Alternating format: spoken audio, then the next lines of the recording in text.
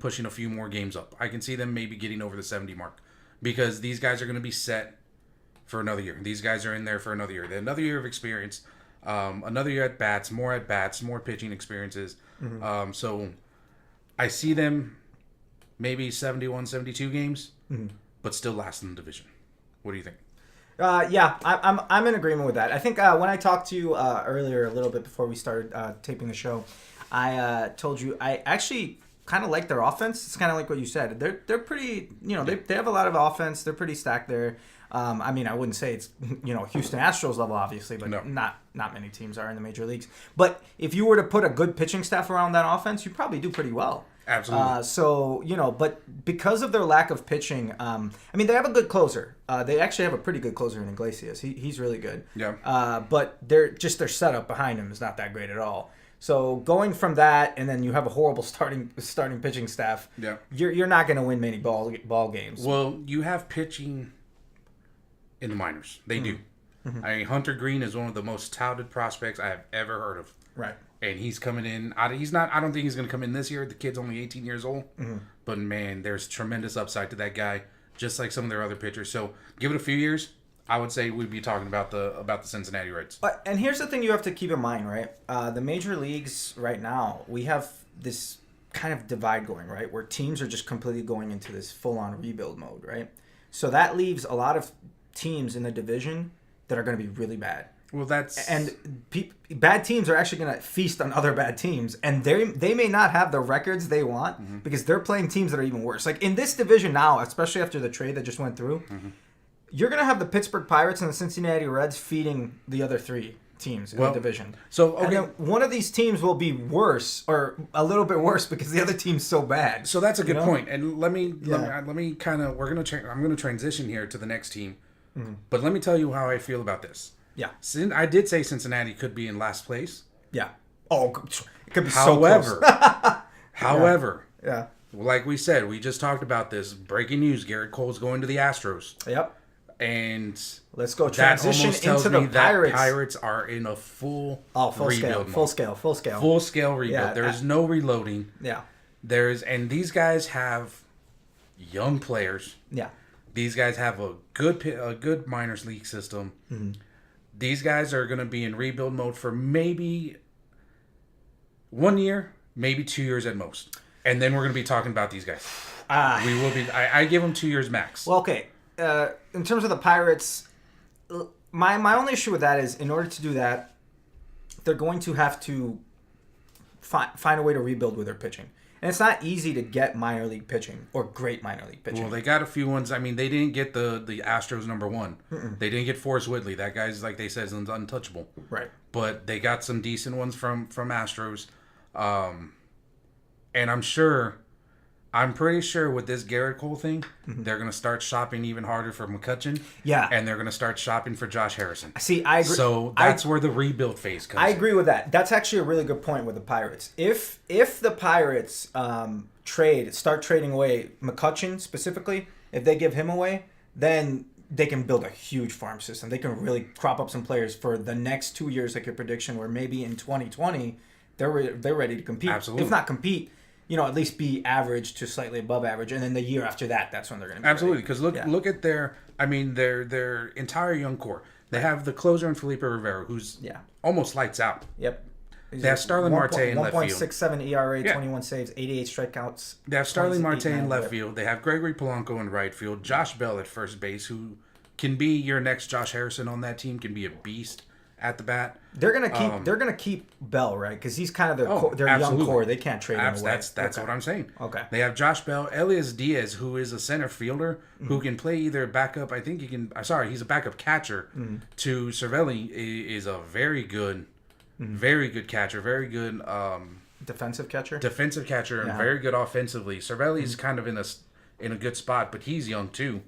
And then you have Adam Frazier, who's even on the bench, if I'm not mistaken. Yeah. Adam Frazier is a big. I mean, he's a second baseman. He can play infield. Yep. He's a good utility guy. If they give away Josh Harrison, putting in Adam Frazier in that position, isn't a bad move. Yeah. So you go trade. So that's my question: do you trade McCutchen and Harrison? Do you? If you're Pirates GM, if you're Pirates management, do you say, look, We gave up Gerrit Cole for some prospects. We're in a rebuild mode for maybe a few years. I mean, this could be a damn good team in a couple years. Do you trade McCutchen for prospects? Do you trade Josh Harrison? You absolutely no. You have to sell the farm right now. Right now is the time. If you're the Pirates, you already started the movement. You have to go full in. You don't just half-ass this stuff. If you've already traded basically your most talented starting pitcher, you got some decent return for it. You have to trade away your best hitter because what are you going to accomplish next year with this pitching staff? Nothing. So here's the thing: that pitching staff, in the entire whole, is not good. Jameson, I don't know how to pronounce his last name. Talon. I think it's Talon. Yeah. I don't know. Yeah. No, Tayon. I think I don't know. That dude has so much potential. Right. To me, I think just watching that guy's a flamethrower. Yeah, he's got an arm. Mm-hmm. The kid may be their ace. If not, they have prospects coming in from the aces. Mm-hmm. But I mean, by 2020, this could be a team that we're talking that is competing with the Cubs, that is competing with the Cardinals, with the Brewers, depending on how Cubs are going to be there for a while. We know that. Right. And that's just not a biased thing. Cubs have this lineup to stay for a little bit, to stay consistent for a few years. Mm-hmm. Pittsburgh can now be talking about going for that number 1 in 2 years or staying in that number 2 position. To me, they're going to be that good. Right. I wanted to see McCutchen go with them. Don't get me wrong. I love McCutchen. Right. You kind of hoped he was going to be one of those career players for his franchise, win a World Series, go to the playoffs, be successful with. But if you're at Pittsburgh now, you sell it. Sorry. Well, it's kind of how I feel about Joey Votto. There's a player. I mean, he's not underrated. Like everybody knows who Andrew McCutchen is. Obviously, everybody knows who Joey Votto is. But I hope you're getting what I'm saying when I say he's underrated and underappreciated. Because he's not on a good team. Right. Exactly. McCutchen isn't. McCutchen, everyone knows McCutchen's great. Absolutely. No one's out there saying, "Oh, who the hell is McCutchen? He's garbage. He's trash." No, you know McCutchen's a good baseball player. You get to those conversations when you start talking about at the end of the career. Mm-hmm. Like, okay, are they Hall of Fame players? Well, the dude never won a World Series. Yeah. The dude. Right. I mean, you start talking all that crap, which in my opinion is bullshit. Right. But you start bringing all that conversation into conversation. And Joey Votto, let's say Joey Votto was on, I don't know, pick a number 1 team. Let's say Dodgers. The Dodgers. Well, no, the Dodgers. No, let's say they have a Bellinger. Let's say Joey Votto's on the Nationals. Yeah. The dude's like one of your superstars. That's if the Nationals can overcome their Walgreens it don't curse. matter. Dude. Walgreens curse, man. Walgreens curse. If it's a Walgreens curse. No, but no, I absolutely agree. I think at this point, players like Votto and McCutchen, they have to be thinking about their legacy as baseball players. They've accomplished so much from a numerical standpoint. If I was them, they've made their baseball runs, but they want that ring. You play your entire baseball career to win a World Series title. Absolutely. You don't play just for the record, for a playoff run here or there. You play to win rings. Yeah. And guys like that of that caliber who have been excellent talent players their entire career, why the heck wouldn't you want to leave? Yeah. I mean, that's another thing I was actually going to say. We didn't bring it up. Well, I wasn't going to say it, but now that you brought up the McCutchen idea, the Reds should absolutely trade Joey Votto too, because the return they get on him would be insane. And if they're really into the full-on rebuild, which they should be, they need to trade him away. I mean, he's not going to be winning a World Series title with them. He's getting up there in age. But real quick, how old is Joey Votto? Joey Votto is up there in age. Yeah, he's up there in age, exactly. Oh, so you're saying like the market for him won't be that high? Yeah, he's 34 years old. Yeah. So he's got maybe at most 4 more and I don't think superstar years. I think he's there for his career. And I mean, this is getting back on the Reds, but I think he's there for the career. Depending on what they do with their pitching staff in the next couple of years, he might have a chance, but I don't know. I'm sorry. I mean, I love Joey Votto. Yeah. He's a damn good player. Yeah, you just kind of threw a wrench in my idea right there. Sorry. And now that you get back to McCutchen. Yeah, actually, McCutchen's not exactly a baby either. He's 31. I mean, he's got like 6-7 more years. He's 31. He fit perfect with the San Francisco Giants. They're all plus 30 over there. Here's my downside with him, though. He plays a much more demanding position. Being 31 at center field, with his talent, I mean, who's to say that in 2-3 years he's not going to start slowing down, both on the outfield, in the outfield, and then at the bat? Absolutely, I can agree with that. So there's a risk with him and with Votto. Absolutely, but if you're a team that's looking to win right now, okay, you got to relax with the table slide. Sorry. Jesus. If you're a team that wants to win, got a little freaking aggressive, man. Sorry, guys. It's You the heard beer. rumbling. It's even worse than last week. It's not slapping bombs anymore. I was just slapping the table. Right. Andrew McCutchen, I think if you put him on a team that's on the cusp of winning the division, on the cusp of maybe making a deep run into the playoffs, I think it brings a little more life into him. Yeah. No. But he shouldn't be going to a team like the Giants, though, because you just mentioned the Giants. I just mentioned the Giants. The Giants may not be in that position. Granted, he should be going to the Yankees. Like the Yankees would be a great fit for him. Actually, the fact that Gerrit Cole's not at the Yankees, you know how big of a victory that is for the Astros. Like the Astros and the Yankees right now are the 1 and 2 power dynamic in all of baseball. Yes, and but getting off the subject, that's now they're going for Darvish, which in my opinion is a bad decision, but. But the Cubs are still in the running for him, too. Did you see that tweet where he said the final 5 finishers for him? The Cubs are in the running, too. So there's there's an outside chance. But I'm not sure if... Look, Pittsburgh, now that we're talking about Pittsburgh. Yeah. Pittsburgh is going to get right-handed pitchers Joe Musgrove, decent. Michael Felice, third baseman Colin Moran, who's one of their top prospects. Mm-hmm. Outfielder Jason Martin. And that's it.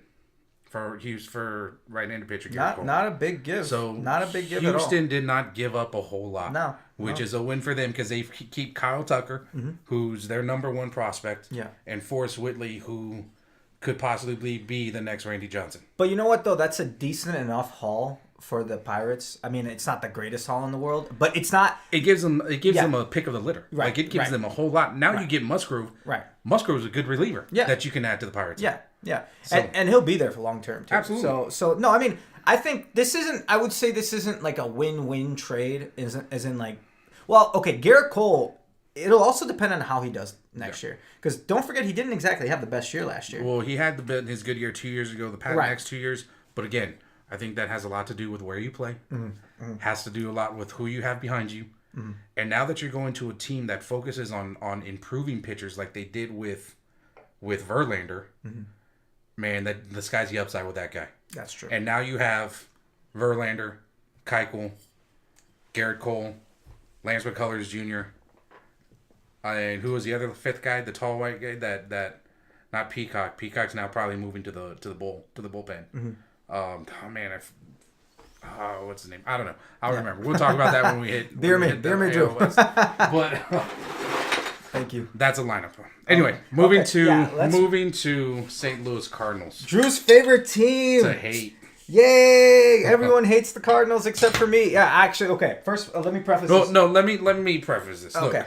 Look, as a Cubbies fan. Okay. He's about to say what I was about to say. I know what he's about to say. I live to hate the Cardinals. I do. Mm-hmm. But you gotta respect that team. Yep.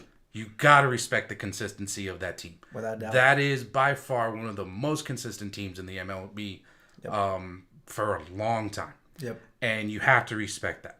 And they did get better this offseason. Mm-hmm. They picked up a real big player in Ozuna. Yeah, they did.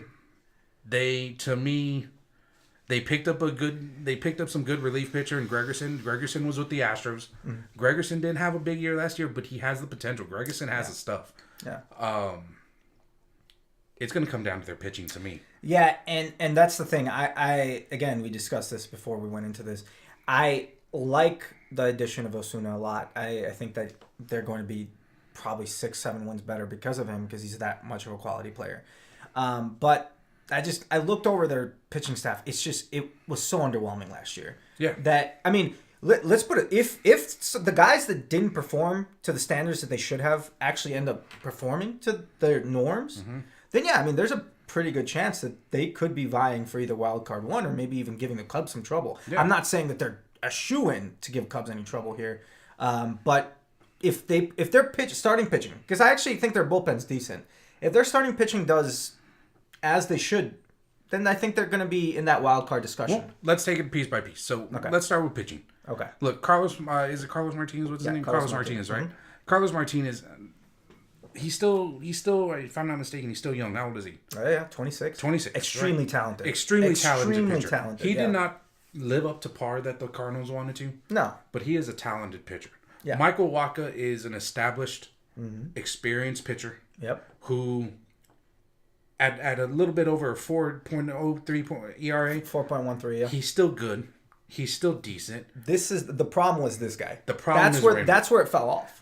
This guy is supposed to be your ace. Yep. This guy is supposed to be your ace for the past couple of years, and I know he's been injured. There's a lot of things going on with him. Yeah.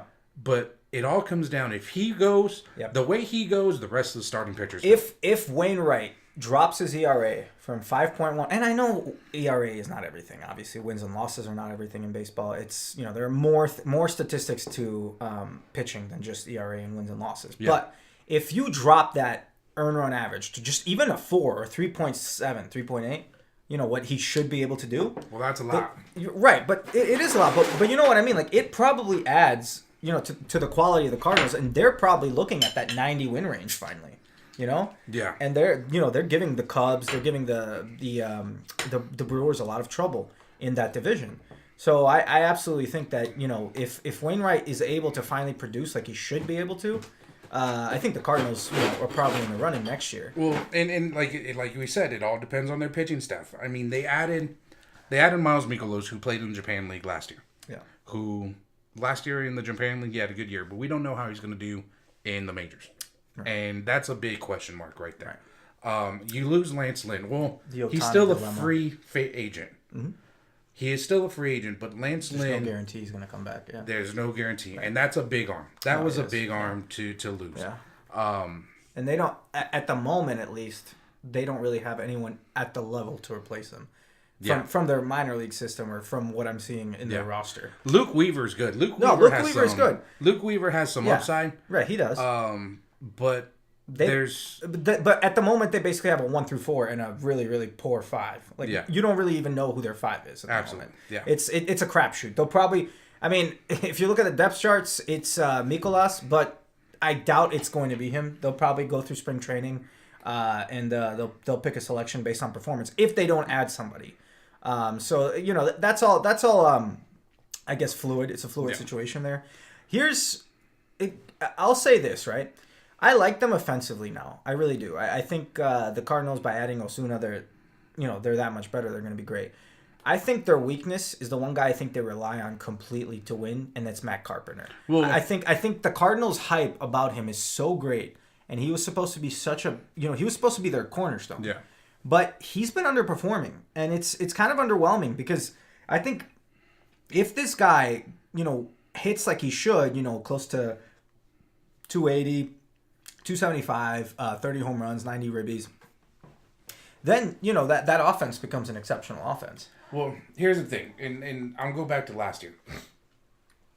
Cardinals had Dexter Fowler starting at the number 1 position for the beginning of the season. Yeah. Mike Matheny made a decision in the middle of the season, kind of a little bit, to say, you know what, I need to jumpstart the offense somewhere. Mm-hmm. So what did he do? He put Matt Carpenter number 1. Yeah. And he moved Dexter Fowler to, if I'm not mistaken, number 3 or 4. Yeah. I don't remember. But they both saw a tremendous increase in their offensive production. And that's which I think is the thing to me. Sorry to cut you off. Yeah. I think you leave Carpenter at number 1. Right. And you start him at number 1, and then we're going to see an upside to his production. Well, they were going for the OBP. That was the entire purpose. They really like his OBP at 384.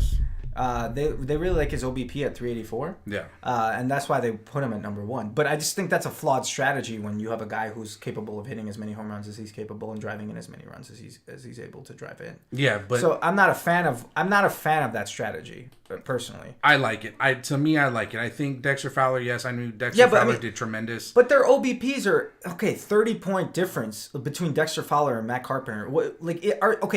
30 points is a big deal in baseball. I'm not going to try and say, 393, 363 is a big deal. You suck. Dexter Fowler. No. But my point is, I think there's a natural leadoff tendency with Dexter Fowler. Matt Carpenter can do it, but why not utilize his ability to drive in runs and hit home runs? And that's where I disagree with you, because we saw it last year. Dexter Fowler was not producing as a leadoff man. Okay, that's true, but still, you don't think he would have gotten out of his rut inevitably? No. Come on, man. I don't think so. He did it with the Cubs. I don't think so. He did. I mean, he was good for the Cubs for those couple years, but to me, I think Matheny made a right decision. I think Matheny made a great decision in switching those guys, Granted, I mean, I know we would be talking about if it went the other way, if they absolutely still just stunk it up, we would be saying, okay, send Dexter Fowler back to one. But I think what we saw in that whole thing is it increased Matt Carpenter's, and Dexter Fowler saw an increase too. So why not? Why are you going to change it? Right. To me, I'm like, why are you going to change it? Just leave it as is. Matt Carpenter, if you think about it, you put Matt Carpenter, then you put maybe Tommy Pham, and then Dexter Fowler, and then Marcell Ozuna, followed by Yadier Molina. Man, that's a killer 1 through 5 right there. Okay, here's my question, Drew. I actually forgot to ask you that for the other two. We'll do it at the end, too. With the addition of Osuna, but the loss of Lance Lynn, we looked at our record of 83 and 79. Are we looking at... I personally have the feeling that they're going to be in the exact same position. At the moment, the way they're constructed, I think 87 wins is their ceiling, 80 is their bottom, but I think they'll be right where they are now, somewhere in the middle. 84, 78, somewhere like that. I'm saying the same. Vying for wild card number 2. I'm saying the same as well, unless they can get better production from Wainwright. If they can get better production with Wainwright, with Ozuna, those guys have a potential to be very good. And if by chance one of them goes out, one of them just by chance gets injured, you have pretty decent backups on that team. You're getting Luke Gregerson, and now you're getting with that trade Musgrove. I mean, I think they can break 90. I'm saying they have the ability to get close to 90. Slight segue, Drew. Are you wearing all black for the Spurs game? Yeah, we are watching the Spurs game later on. Oh, okay. Yeah, so, this wasn't coordinated. Okay. Anyway, sorry, man. Sorry to cut you off. Just a random aside there, but no, I think the Cardinals are.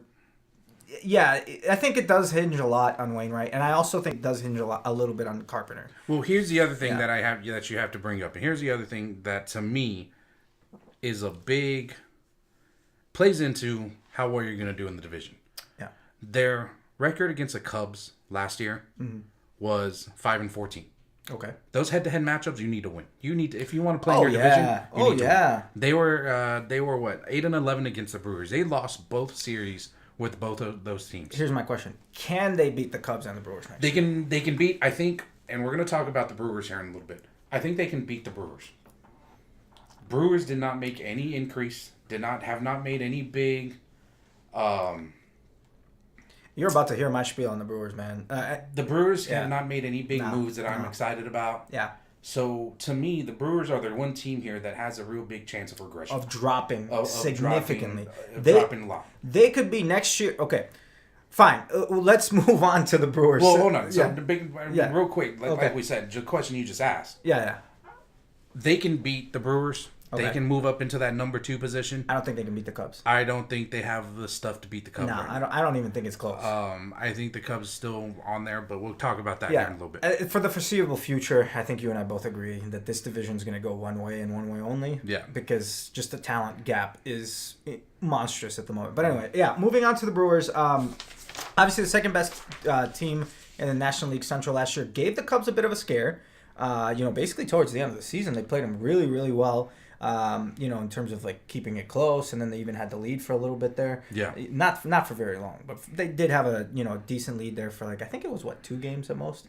But, almost, yeah. Yeah, but they gave the Cubs a little bit of a scare, and it probably actually was good for the Cubs, to have that kind of competition, because if you went into the season last year, everybody thought that the Cubs were just gonna destroy the house there and kill the division, which I thought the same. I thought the talent gap between the Cubs and everybody else was just too insane. But I mean, first of all, the season started out with the Milwaukee Brewers with Thames as the biggest surprise in baseball, in my opinion, mashing home runs.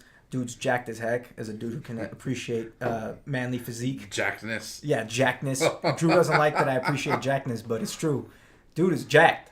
That guy shouldn't be playing baseball. He should be lifting. That should be his career. Bodybuilder. Anyway, he was the biggest surprise to start. He kind of tailed off towards the end of the season, and I think that kind of had a little bit to do with why the Brewers also started tailing off. But they have a lot of good hitting talent. They have Shaw at third base, who had an absolutely great year last year, hitting 273, 31 home runs. Well, both Shaw and Thames did have over 30 home runs, so that's big for them. Yeah, but Thames, again, he started really hot, but he kind of hit a cold stretch towards the end where he finished at 247, 31, 63. I mean, don't get me wrong. He's not young. The dude's not young. He was a breakout, but the dude still has an upside. Mm-hmm. To me, the dude still has an upside. That's big for those two. Ryan Braun's health is a big question. Yeah. Well, they did as well as they did last year with Ryan Braun really not producing that much. Well, that's the thing. But can he get back to his premier All-Star days? I don't think so. I don't he's think so old, either. Man. He's getting up there. Yeah, he's 34. But what the thing is, he's 34. He batted 368. Mm-hmm. It was a very bad year for him by his standards. Yes. But he's still the best player on that team. That's in my opinion, he still is the best player on that team. In what sense? In the sense that he's offensive, well-rounded offense and defense. He's still the best player on that team. And so you don't think Shaw's the best player? I don't. Okay. Sorry, I don't. I think to me it's still Ryan Braun. Okay, you're just going pretty by my numbers here, but I mean that's... No, I get what you're saying. I know what you're saying. You have to obviously combine the defense and the offense, and that's a fine argument. But saying at the moment, sure, maybe I'll give that to you. But next year, there's no guarantee that's the case. That's what I'm saying. It's his health. The health, age, natural regression. There's just a lot of factors going against him right now, and I think there's a talent there that will probably surpass him in terms of overall value for the Brewers. And that the other thing is, I mean, we haven't seen consistency from the other players. No, and not yet at least. Is there a regression from the entire team? I think if there is a regression, it'll come naturally from the offensive side. I actually think that their pitching will be pretty consistent. I don't doubt their pitching for a second. Like Chase Anderson's pretty freaking good. Chase Anderson's good. Zach Davies is real good. You took a big loss by Jimmy Nelson getting shoulder surgery. If I'm not mistaken, it's shoulder surgery. I think so too. Yeah. But you're taking a big loss with him. Was it a torn labrum? Is that what he? I have no clue what it was, but I think to him, you're taking a big loss. He's going to be lost for some of the season. Mm-hmm. And you're taking a huge loss with that. Yeah. You did sign, however, if I'm not mistaken, they signed Giovanni Gallardo and Julius Jacin. Okay. Who's gonna be some pretty good guys in their pen, but I don't think that's a plus win percent. Plus wins for them. No, not great enough signings to make a huge difference. Absolutely not. And that's what we were saying a little bit earlier. We both don't think that they've made enough changes in the free agency market or in trade to have an impact on a team that could potentially scare the Cubs. Yeah. But this is the problem with markets like this, right? I like the Brewers. Because I grew up in Chicago. I watched the Brewers play when they played the Cubs because I watched both teams when I was younger until I started hitting the Cubs. But anyway, the Brewers were they've always been the same kind of thing. They're mid-market.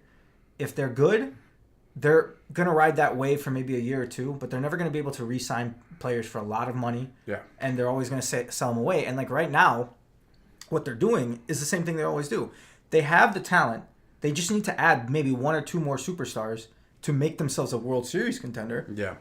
One, to make themselves a National League Central favorite. Yeah. But they're not going to do it because just the capital's not there. Well, it's not even the capital, just the necessity to have that isn't there. They're going to be another surprise team, just like they were last year. Mm-hmm. It's either they're all going to mesh good and continue to overperform, or perform well. Perform well. I don't want to say overperform. Yeah, that's to perform true. well. That's true. Or they're going to regress. Yeah.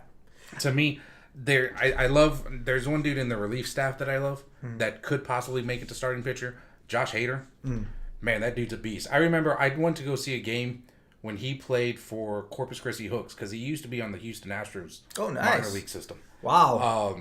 Man, that dude's a beast. That dude's a flamethrower. Yeah. When he was Double A, because I think I followed him for a little bit. When he was Double A, he pitched 9. I think he was like 9-2 with just under 2 ERA. Mm-hmm. When he went to the Hooks, he was named like one of the best pitchers in the Texas League. Yeah. The dude has some stuff, and he was a starting pitcher, if I'm not mistaken, in college and in. When he first came to the minors. Mm-hmm. And I think they brought him up and they put him in the relief. The dude has the stuff to be a starting pitcher. It's only 23 too. And so that's the thing. Got plenty of time to develop. Absolutely. Don't forget that there are a lot of teams that do that now, where they start the projects out as bullpen pitchers first in majors. What's the trend right now? Right. You don't want to risk them either. Well, not only that, but what's the trend? The guys are only pitching 2-3 innings. Right. That's is get your bullpen in there. Yeah. Stack your bullpen. I'm talking to you, Colorado Rockies. Yeah. Stack your bullpen. Well, the Colorado Rockies have a good bullpen. I mean, I'm saying stack your relief pitching, stack your bullpen, stack all that. That's the trend. Okay. I agree, but and my predictions mean absolutely nothing. I am worthless and I don't know anything because the entire time last year, while the season was going, I was like, there's no way the Brewers are going to be good. They're going to fall off. And I said that from like literally the second week of the season all the way up until the last week. And then I was like, told you they were going to fall off. Doesn't mean anything because obviously the Cubs are a great team. But I see a regression. I don't trust the Brewers as far as I can see them because I don't see this talent continuing to produce the way that they did last year. The pitching, what will probably throw a wrench in what I'm trying to predict is the fact that they have really good pitching. Yeah. And pitching wins baseball games. And that's probably where I'm going to be wrong. And I'm fine. I'm fine being wrong. It's just I don't have faith in them. And I hope they perform well because I really like the Brewers and I want them to do well. So I don't see a regression. You don't? And I don't see an improvement as much. So you see a stable? But I see them being surpassed by the Cardinals. So there's not a regression then? No. So I think Cardinals win more. I think Cardinals win more to put them in second place, to put them in the wild card. Because look, 3 games separated this team. Mm-hmm. 3 games separated these two teams. So you're saying I don't know, man. See, I would have agreed with you if Lance Lynn stayed, and if with the addition of Osuna, I would have totally agreed with you.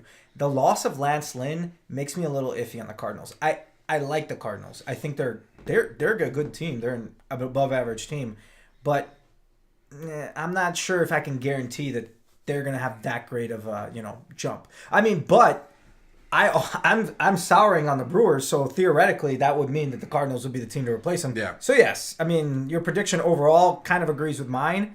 I'm not that high yet on the Cardinals. I want them to be as good as their additions make them out to be. Yeah. Mostly because that would mean that the Cubs are done, and I want the Cubs out. But sorry, bro. Yeah, not gonna happen for a few years. Well, I mean, you never know, man. You never know. Injuries happen, trades happen, true. Free agency happens. Don't forget, man. Chris Bryant isn't forever.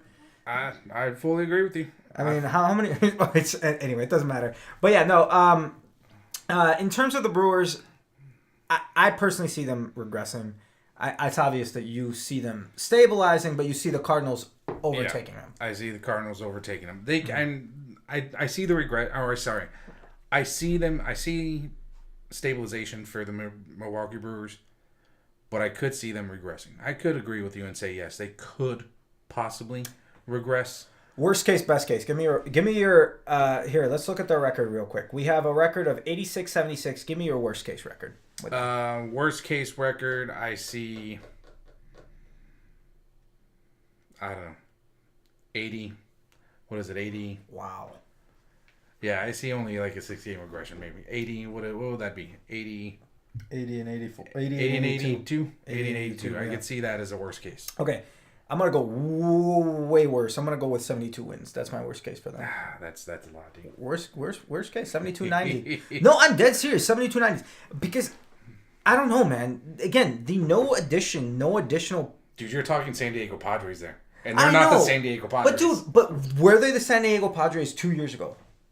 Yes. So that's my point. Every team, inevitably, there are many teams you can say once in a blue moon have a flash in the pan season where they overperform, every player does well, and you're kind of like, whoa, where the hell did they come from? But then the next year they fall off completely and revert back to their norms. And that's my point. There is a very solid chance that they'll just revert back to what they... Again, do I know what I'm talking about? 0%. I'm not... I don't have like anything to base this off of other than the fact that they're a mid-market team, and I just do not trust mid-market teams at all. As I'm speaking from a guy who follows a mid-market team in the city. But you guys have 2 of the top 10 prospects in the entire league. Or is it 2 or 3?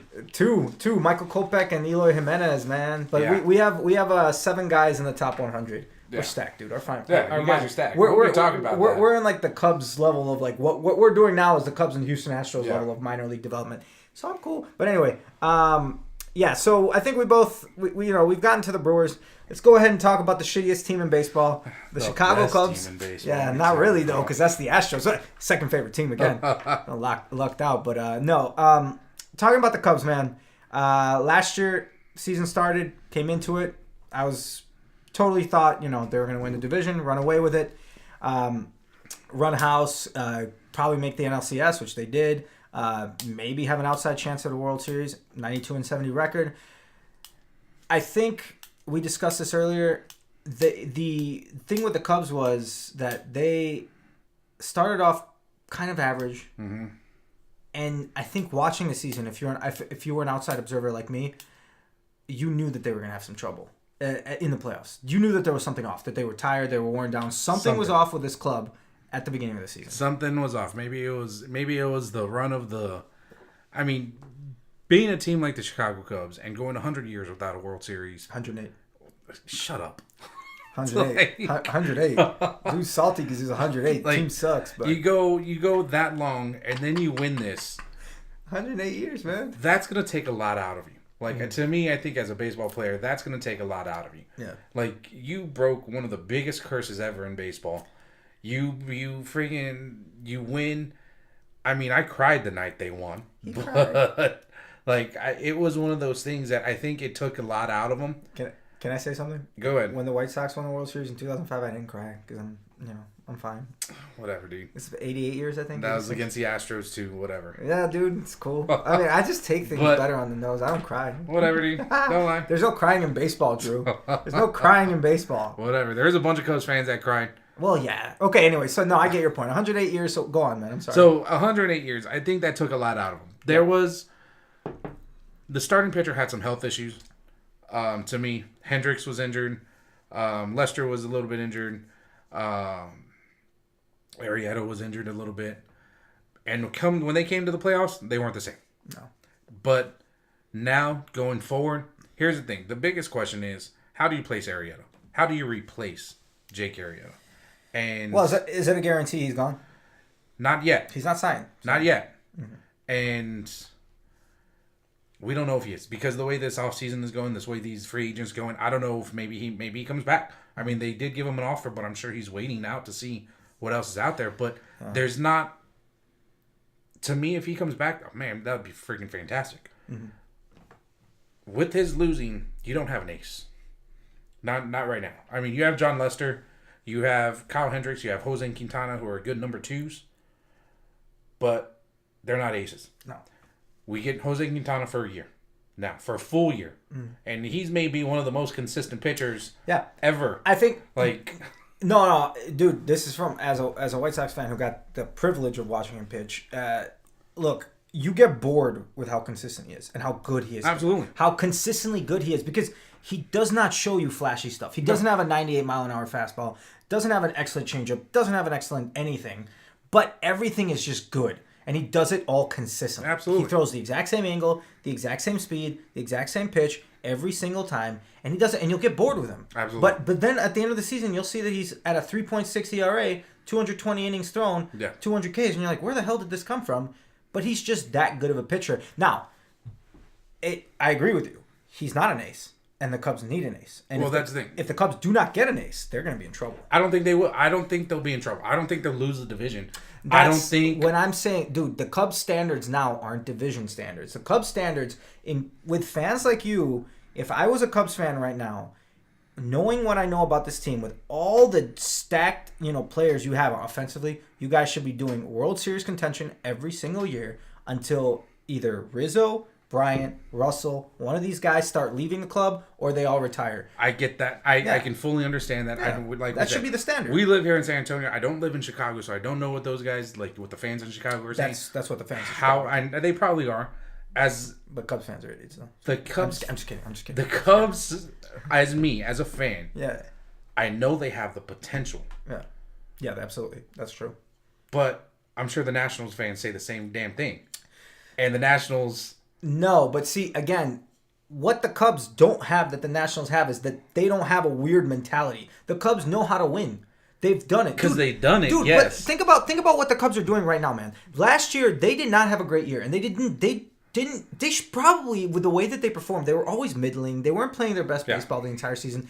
If they had a decent team in the National League who just had good potential, other than the Braves, like if the Cardinals played at their best, Cardinals probably should have won that division because the Cubs just weren't in a good place. I don't know about that. I mean, but my point is, to me, if the to me, and here's the thing to say something about the Cubs, if they play to their potential, they're gonna kill everybody. They would be a 100-win team. Yeah, they would have been up there with the. Well, I shouldn't say everybody. The National League. They would have. They would have been up there with the Nationals because Nationals won 97. They would have been up there with the Dodgers. Yeah, absolutely. Dodgers won 104. Yeah, I mean, they would have been up there with those teams, but they weren't. They hit that little funk where the Brewers overtook them for the number one place in the Central.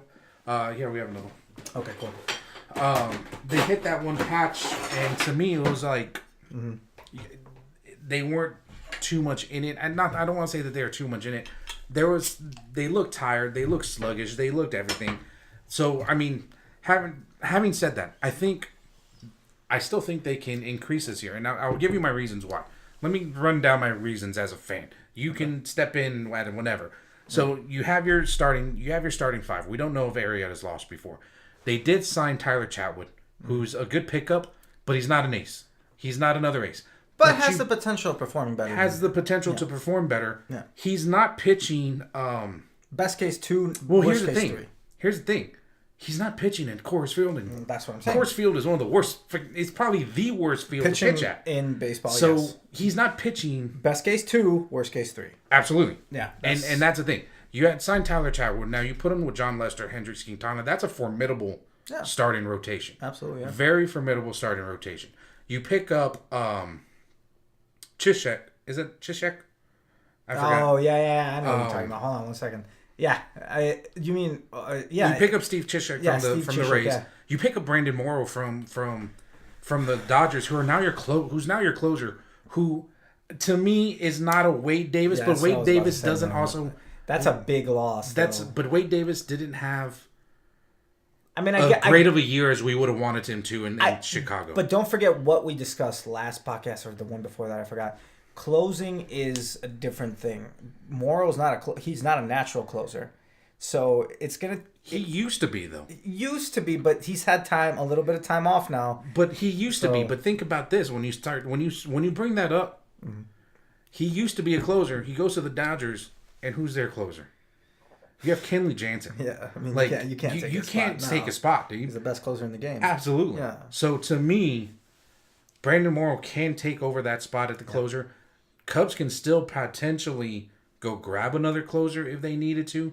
I don't know who else is out there as a closer, but maybe trade for Colomé out of Tampa. Mm-hmm. Is he Tampa Colomé? I think so.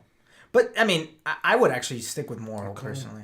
I would stick with Morrow. Yeah, I like him. I like him a lot. He's a great pitcher. Think about this also. Let's say okay, Arrieta doesn't come back. What if they go for Alex Cobb? Think about that lineup now. I mean, that's a very formidable. Well, what do you think about Yu Darvish? They could do that too. Yeah, Yu Darvish is a good pitcher. He's still not a 1, but still not a 1. I mean, he has his hiccups, but whatever. Let me kind of do my own breakdown. Hold on, I'm not done yet. Man, dude, you're talking too much. I don't care. This is my Jesus. team. When you talk about the Sox, I will give you the mic. Dude, I'm gonna spend like 2 minutes on the Sox. I'm gonna be like, yo, we're rebuilding, bro. Rebuilding. Yeah, exactly. You're gonna stay like that. You have Carl Edwards for like 2 more years, bro. All right, go ahead. You have Carl Edwards Jr. You have Pedro Strop. These guys are good. They didn't have the years that I was hoping for last year, but they're good. They are good. They have the stuff. They have crazy stuff. My biggest questions for this team are the 2 corner outfields in Jason Hayward. Trash. I hate to say it. Such trash. I don't want to say it because... Defensive greatness, offensive trash, and that just completely kills anything defensively. Defensive greatness, but he did actually see an increase from the year before. Oh my God. That's not saying much, dude. So here's the new thing, though. Here's the thing that I've been reading. He is now... He's already... As soon as the season was done, he was already headed to Arizona at the training facility. Dude, And they revamped his swing like the year before. They were talking like, oh, Jason Hayward, he's going to be fine. Well, now they have Chili Davis as a hitting coach, man. Oh, my God. Chili Davis ain't going to do anything. Hey, you never know. I'm just saying. I'm not saying the dude's going to come out and bat freaking 307. Yeah. Like, he's not going to be a freaking Dude's not going to be Jose hitting like Altuve. 40 home runs, No, 150 RBIs. But any increase from that guy, like, if I can No, see that guy, I get if your I can argument. see that guy line drive it and not freaking pop it up in the infield, Yeah. I mean, I would take that. I will take that guy over anything. My other big question is the guy you just clicked on. Yeah. Kyle Schwarber. Yeah. This guy. You guys need to get rid of him. No, quick. dude. You guys need to get rid of him, man. Get the prospect hall. Rebuild that. Look, you know what the Cubs need to do? And this is the great thing. They started out. This is what the Astros are doing, and the Cubs need to keep at that level. The Cubs were part of the original two-man team with the Astros to do that whole rebuild. They built a great farm system, won a World Series, like the Astros off of it. But what the Astros have continued to do is they've kept that farm system. The Cubs are slowly losing it. They've traded away a lot of prospects. I mean, a lot of players, giving up a lot of their prospects to get those players.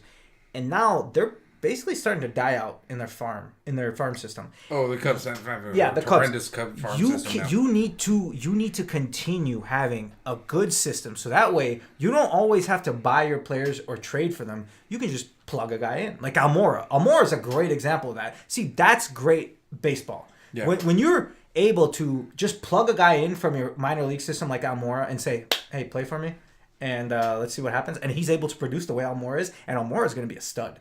That guy's going to, in my opinion, he's going to be an excellent baseball player.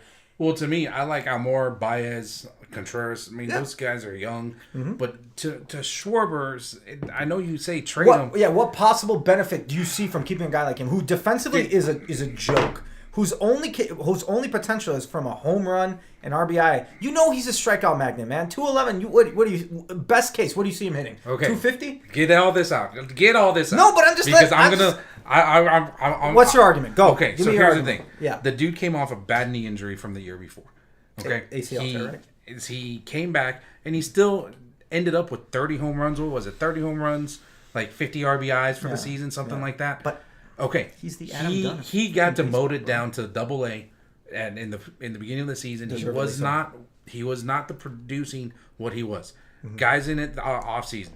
I've been keeping up with Schwarber. Dude's dropped weight. Dude's hitting the cage. Dude's doing everything he can, and I think he's gonna have another breakout year. I think and I hope. That's my thing. Trash. If he comes out and he has a big year, this team can go far. This team can go far. Dude, so Hayward's the same thing. If Hayward has a big year, they're gonna go far. No, because we could do without Jason Hayward's offensive production. If we have Schwarber. But vice versa, the same thing works. No, because Schwarber is not the defensive stud that Hayward is. Hayward is a defensive stud. Okay. Can I go on my spiel now? Go it's ahead. It's gonna be like but only take like a minute because I don't got time. Okay, all right. This is gonna be like a 2-minute spiel about the Cubs. Let's make it a minute. I'm gonna go 1, 2, 3. Offensively, Cubs are gonna be fine. A great offense, love it. Other than the two people I just complained about, I love your lineup. Contreras, stud, monster, love his game. Anthony Rizzo, stud, monster, love his game. Bryant, same. Baez, same. Russell, same. Almora, same. Hate Hayward, hate Schwarber, went over it.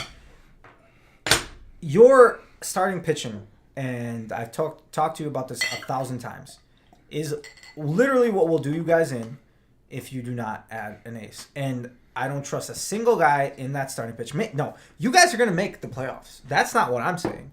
I think you guys are a shoo-in for the playoffs every year for the foreseeable future until you start losing some of the offensive talent you have. But in the playoffs itself, I think you guys are screwed if you do not improve this pitching staff. I think you need to improve this if you guys are going to become the World Series contenders that you should be, because that's how good the club should be. So I get that. I can see that point. I can see the whole. I also actually kind of like your bullpen this year. I think it's actually better than last year, personally. I like your bullpen this year. It's good. I mean, don't get me wrong. It's good. Mm-hmm. Here's the thing that what happens when you stay in the playoffs. Yeah. You can beat until the Walgreens curse gets cut with the Nationals. That's true. Until the Brewers or the Cardinals make a big splash, I don't think the Diamondbacks are in it. I mean, I think the Diamondbacks can make a wild card, but I don't think they're prepared to make a deep run. Same thing goes with the Rockies. You hit a wall when you come to the Dodgers. Yeah, you do. Like that's a huge wall now. But what did we talk about last year, man? I mean, last podcast, man. Like we like the Dodgers, right? But I hate the Dodgers. No, I'm saying in terms of like winning, like the potential to win. But there's also a downside there. There's weaknesses. There's weaknesses. There's a potential to also regress to not necessarily be the greatest team in the National League. See, and here's my thing. These pitchers that they have right now, the pitchers that they have right now are good enough to win the National League, in my opinion. Not the World Series. Well, okay. I mean, you put those pitchers against the Houston Astros, they'll get killed. Yeah, absolutely. I think even the Yankees will kill them. We'll talk about that later on when we get to the AL preview. But against the Astros right now, and especially with Gerrit Cole in that lineup, that's hard to overcome. But if you look at the lineup, if you put, this team has a potential to be an Astros type. They were the year they won. Yeah. They have a potential to be the Astros type lineup, that can punch 9 runs in an inning it's crazy. The Cubs and the Dodgers are in the perfect situation. The Cubs and the Dodgers remind me a little bit of the Cleveland, like the LeBron James basketball type thing. LeBron James has been feasting on the Eastern Conference for as long as he's played basketball. Yeah, there's nothing wrong with that. I'm not complaining about the guy. Great basketball player. If we had a basketball podcast, I'd talk my shit about. Hey, whoa, why are we mad about LeBron, man? I actually don't like him, but no. Don't like him as a basketball player. Love his personality. He's a great person. Anyway, but that's what they remind me of. The Cubs right now and the Dodgers, they're going to feast on a National League that's not really that great. And I think they're up far and above the best teams there. It's not even close in my opinion. You have the Nationals, but until, like you said, until they start showing us that they can actually overcome whatever stupid things in their heads, I don't trust them worth anything. But the power right now is in the American League. That's my opinion. I think the disparity between the depth of talent with the Astros, the Yankees, and everybody else is just ridiculous. I'm actually scared to watch, and I'm hoping that sooner or later these teams start losing players. I'm hoping in a year the Verlander leaves, Keuchel leaves, so that way the White Sox, when they do start finally bringing up all their great talent, actually have a chance. Yeah. Because the way it's looking right now, man, that American League is killing it. So, but my overall point is, I think if I was a Cubs fan, I would be extremely excited because I think you guys have a chance to run off 5 years, 6, 7, 8 of success. Kind of like in the late 90s, 2000s, throughout the 2000s, the Cardinals and the Astros. Those were like the two teams that would kind of run house and continue to win. I mean, the Cubs won a couple, divisions and wild card games here and there throughout those years, but those were the two teams that kind of ran the division for those years. And I think the Cubs are that team now. I think they've built themselves successfully to become a powerhouse in the National League Central, and they deserve all the credit in the world. As a White Sox fan, it hurts me to say this, but it's true. I mean, give credit where credit's due. Yeah. This, in my opinion, this offensive lineup has 2 holes in it. And that's it. 2. And that's saying something. Yeah, and that's saying something. To you, that's Schwarber and Hayward. Yeah, to me, that's Schwarber and Hayward. I know you're saying that there's potential for Schwarber. So in your case, there would be 1. But still, the difference between 7 great hitters and 8 great hitters, that's non-existent. To me, there's potential for both. To me, there and here's the thing. I know you say that wrong. I know, and I've given up on Hayward. I talk shit about Hayward more than anyone you probably know. Trust me, because he's trash. And offensively, the past couple of years, yes, but man, the guy had all the talent in the world. Absolutely, no one is saying that he was always garbage. What I'm saying is, at this point, you can't hope for a better, future. You just have to take him for what he is: great defensively, horrible offensively, and just go with it. But there is upside offensively with that guy. There is. Okay. And to me, if he can produce, if he can come from his 240 right now. Like 240, Hayward, 240, 259. 259. If he could jump up to like a 280, 285, 290, man. You just had an orgasm. Anyway. Dude, like that. Because remember, the year before, if you could go to his 2016 stats, I think he was like 220. No, he was trash. He was horrible. Okay. So here's the thing. They pick up, Schwarber picks up. I fully believe Schwarber has a breakout year again. And nope. Hayward improves. That's a negative. This team definitely wins the division. No. This team comes back and they make a bigger showing for the NL championship. Let's do our this lead in. Let's do our predictions. What's your order next year? Order next year.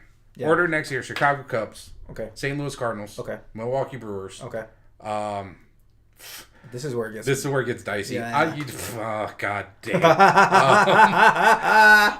Sorry, Pirates fans. Sorry, Reds fans. I mean, man, it's a toss up. I'm gonna say Pirates Reds, but if they get rid of McCutcheon, if they get rid of Harrison, Reds Pirates. Okay, I'm gonna go Cubs 1. That's obvious. I'm gonna go Cards 2. That's also obvious. Brewers 3. And I'm going to go Reds 4, Pittsburgh Pirates 5. Okay, so almost the same thing. Almost it all the same depends thing. on the Pirates. You know what? It's kind of like what we discussed with the NL West. We kind of just flipped the bottom two teams if we had to, and that's it. Almost. Now, I will say this, and I did not talk about this in the Brewers. I know they're still in talks with Lorenzo Cain. That could possibly make a big move for them. And enough to beat the Cardinals off for second place, in my opinion. I don't know. I mean, it depends on the Cardinals pitching staff. It really does. It honestly does. Well, it could make a move, but I mean, don't forget, we're gonna do like literally before the season starts. We'll do our end of big preseason, like actual overall preview where we make all of our predictions. Yeah.